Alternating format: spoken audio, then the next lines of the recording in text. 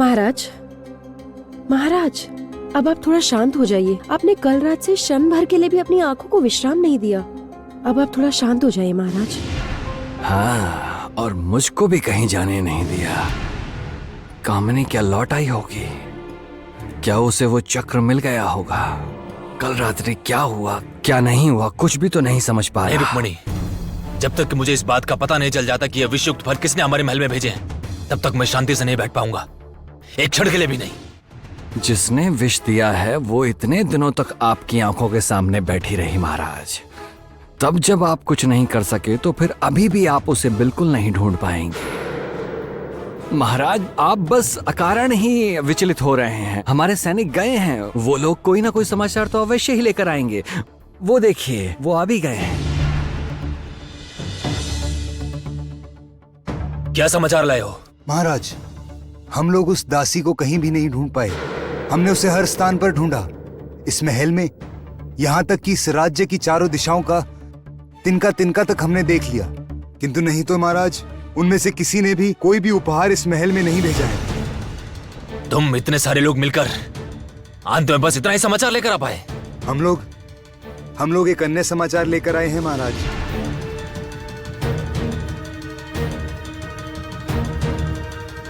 अरे अब और क्या लेकर आए हैं?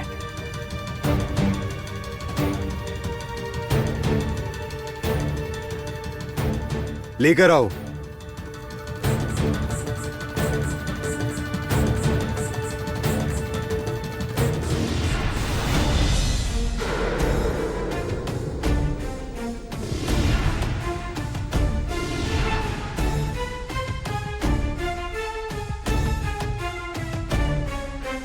ये क्या? तुम लोग?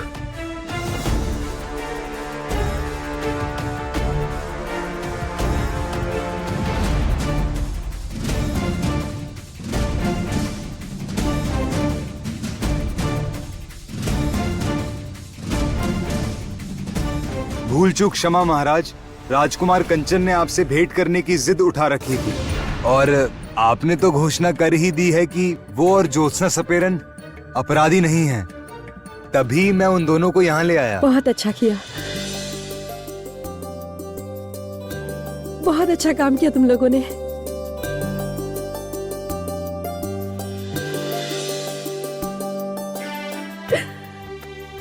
कंचन,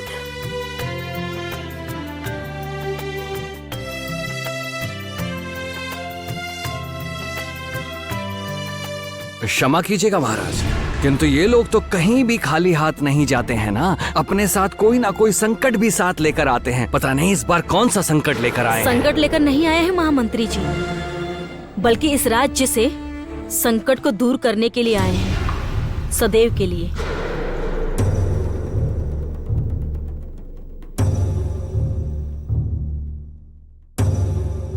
अर्थात क्या कहना चाहते हो तुम? बताएंगे, सब बताएंगे, किंतु मंत्री पत्नी कहाँ है? वो कहीं पर दिखाई नहीं दे रही।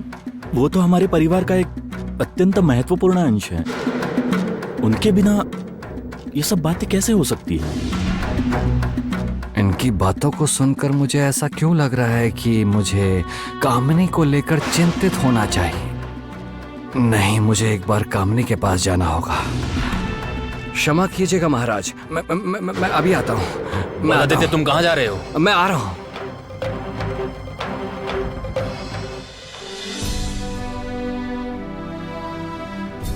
मैंने तुम लोगों के ऊपर से समस्त अपराधों का दोष बहुत पहले ही हटा दिया है, किंतु इसके पश्चात भी तुम लोगों ने अपना पथ अपने मन के अनुसार चुन लिया है।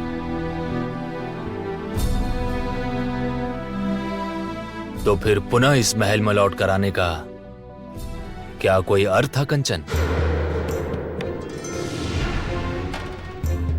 देखो,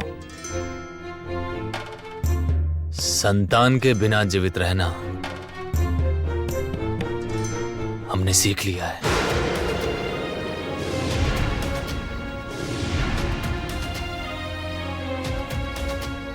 महाराज, ये सब आप क्या कह रहे हैं? यही सत्य है रुक्मणी, और इस सत्य को तुम स्वीकार करना सीख लो। कंचन आज यहां अपनी किसी आवश्यकता से आया है।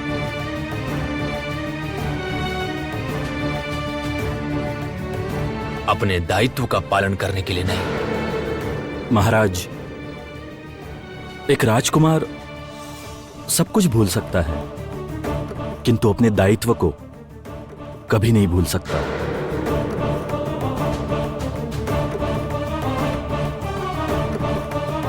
मैं चाहे किसी भी पद को क्यों न चुन लूं, वो सब आकर विजयनगर में समाप्त हो जाता है।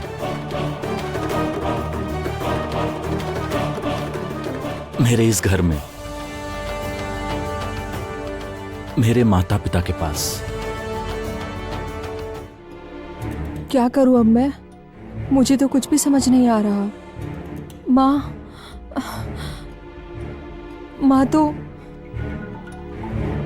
माँ की तो लौटने के बाद से ही चेतना नहीं लौटी।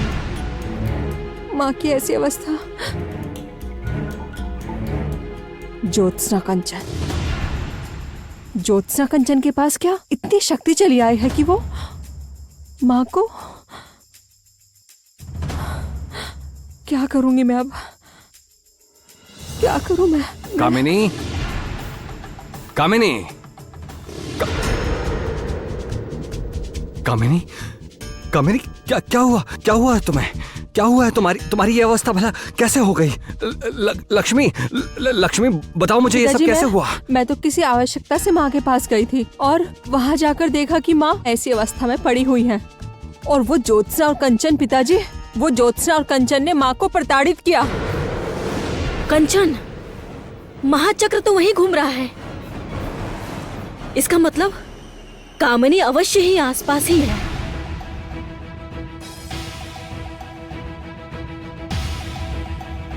अच्छा, तो फिर इसी कारण से ज्योत्सना और कंचन ने इतने भारी स्वर में कामिनी को वहां पर बुलाया।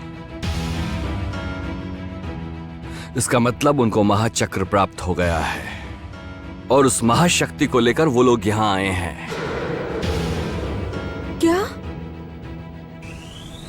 ज्योत्सना कंचन आए, इसका अर्थ क्या है? शक्ति मिल गई है अर्थात? तो फिर हम लोग जो सोच रहे हैं भैया को मारकर पद से हटाने का, उसका क्या होगा? चुप! क्या कर रही हो? चुप करो। किसके सामने क्या बोलते जा रही हो? कुछ ध्यान भी है तो मैं अभी कामिनी की चेतना वापस लौटाती तो फिर क्या होता? अरे मेरी ही चेतना अब खोती जा रही है। अब हम लोग क्या करेंगे पिताजी? चुप करो, चुप करो। हम लोग जो कर रहे थे वही करेंगे। तारा को समाप्त करेंगे और सोमेश्वर को गायब ही रखेंगे। ध्यान रखना होगा कि तारा, सोमेश्वर, ज्योत्सना, कंचन, ये चारों लोग एक साथ कभी ना मिल सके। किनके साथ ना मिल सकने की बात हो रही है?